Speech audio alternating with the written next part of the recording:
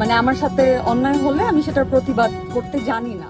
সামাজিক যোগাযোগ মাধ্যমে প্রকাশ করা ছবি ও ভিডিও অনুমতি ছাড়া ব্যবহারের অভিযোগ করেছেন অভিনেত্রী সাদিয়া জাহান প্রভা।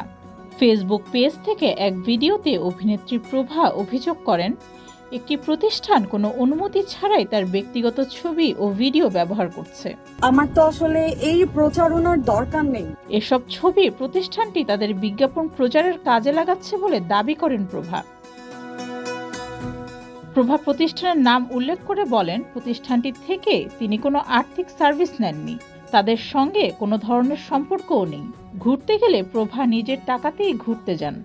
এরপরও তার ভ্রমণের ছবি ও ভিডিও ব্যবহার করে প্রতিষ্ঠানটি তাদের ব্র্যান্ডিং করছে। এটি একদমই অনৈতিক।